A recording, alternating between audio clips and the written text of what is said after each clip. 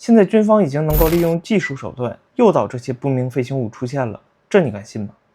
？2026年7月10日，美國政府刚刚通過戰爭部發布了今年第4批 UAP 未識別異常現象解密檔案，裡面有2025年中國黃海、東海地區被紅外傳感器捕捉到的六芒星狀不明空中物体。另外，2025年12月，在美国西南敏感軍事設施上空，ODNI 國家情報總監辦公室居然主動實施了 UAP 的誘捕行動，並且成功引誘出一個不明飛行物的目標，拍到了清晰的 FLIR 前视红外視頻，還有 FBI 的訪談記錄和高級官員的親筆聲明。另外還有1996年哥倫比亞號航天飛機任務期間拍到的旋轉三角形太空物体，以及国際空間站低地球軌道的3張三角形物體的照片。那這裡面奇怪的地方有很多，我們挑重點一個一個來講。咱們先从2025年中国附近海域的视頻說起。印太司令部提交的報告裡面就說，2025年中国黄海附近出现了一個類似六芒星的熱成像物體，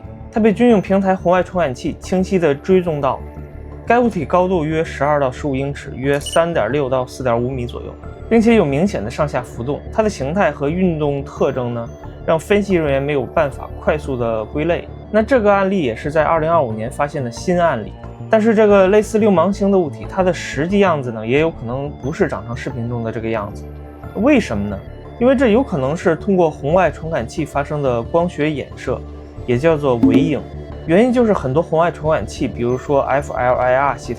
它的鏡頭光圈或者是內部的支撐結構就是六邊形或者是帶支架的設計。當一個發熱較強的點狀或者是小面積的熱源進入鏡頭的時候呢，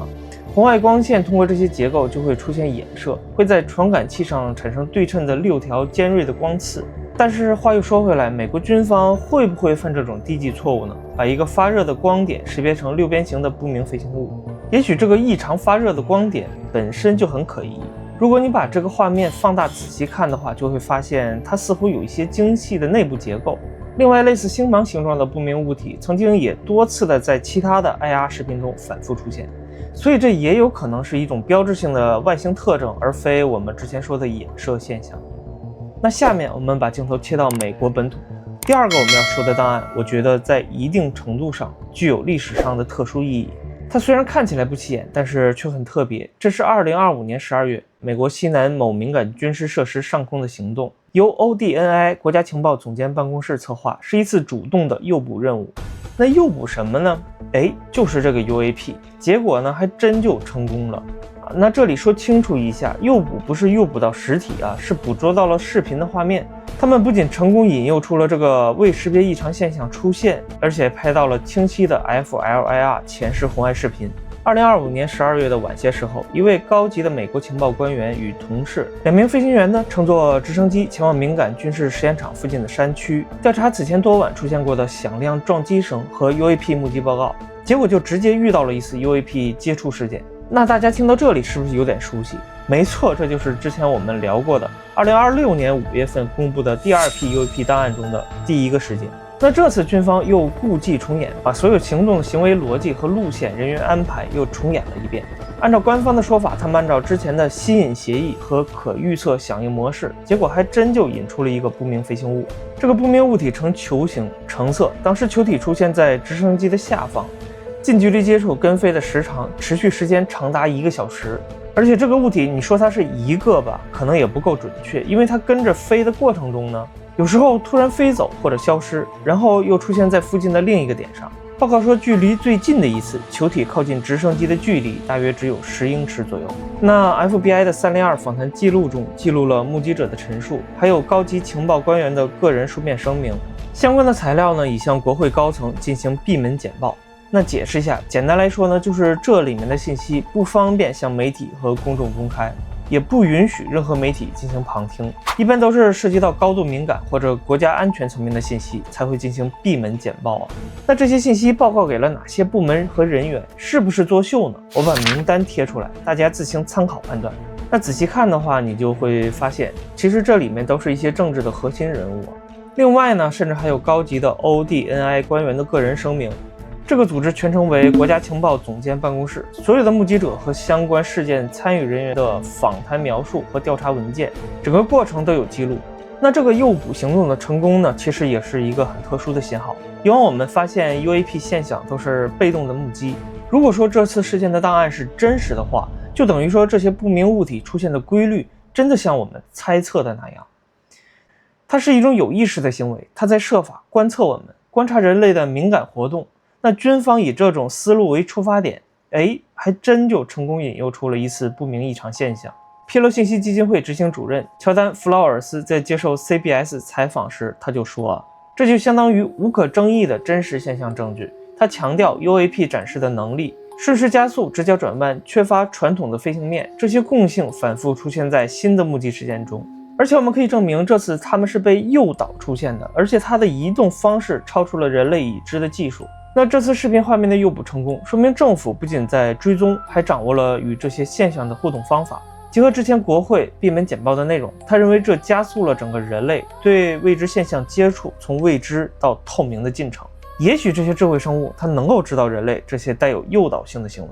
那他們依然做出反應，這就是一種正面的回應信號。當然，所有的邏輯目前還處於推理階段，所有的結論只是我們的猜測。現在我們把時間線拉回到太空，第4批文件裡面有一組近地軌道照片。1996年，哥倫比亞號航天飛機在執行任務期間拍到一張照片，顯示一個三角形的物體在地球軌道周圍旋轉，而且 NASA 確定這個物體已經排除了是太空垃圾的可能性。它形態清晰，旋轉運動明顯，沒有任何已知人造碎片的特徵。同時，國際空間站 ISS 也拍到了第一地球軌道有類似三角形的物體出現。2026年7月10日的解密文件裡，一共放出了3張照片。這些太空 UAP 照片中，它們的形狀都是完美的三角形，或者是叫做锥體。太空垃圾呢，通常是不規則的碎片，比如說爆炸的殘骸、剝落的漆片、螺栓、破損的太陽能電池板或圓柱形的火箭體。運動方式多為隨機的翻滾，而且大多數都能夠追溯到已知的衛星火箭的型號。那這個物體的幾何形狀，它就過於的規則和不尋常，它是完美的錐形，旋轉穩定，無任何已知的人造部件特徵。那這種锥體的幾何形狀和穩定的旋轉特徵呢，就與各種太空垃圾的特徵差異極大，也是經過詳細分析之後才被歸類為異常現象。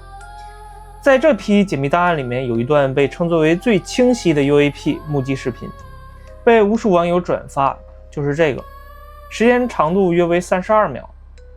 拍攝於2020年大西洋的上空，也是一段軍機的 UAP 紅外視頻。它具有綠色的雙層對稱輪廓，物體高度約為3.7到4.6米之間，看起來很像是人造的機械飛行器。當然，官方的公開視頻資料都被降低了清晰度，那我們用 AI 技術清晰化一點的話，會呈現出另外一種不同的感覺。那這種清晰化可能會把大家的思路帶偏，但也可以理解為一種頭腦風暴的猜想。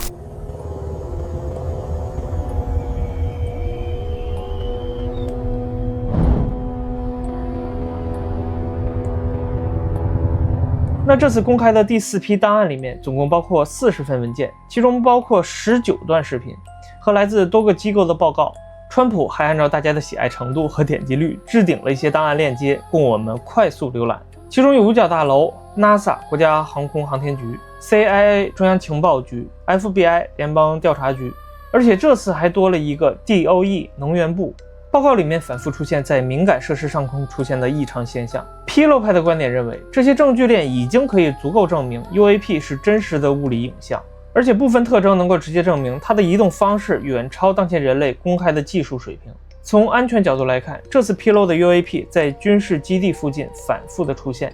本身就是國家安全層面的警報。而且有一個很有意思的地方，就是這次披露的文件機構新增的這個能源部，就想要參與證明這些 UAP 對核能源的相關設施有着特殊的興趣，因為近些年這些 UAP 多次靠近核武器的儲存地和試驗場，很有可能這些並不是巧合。許多人認為 UAP 可能通過這樣的方式在監視或警告人類的核技術，暗示它的價值或危險的戰略前景。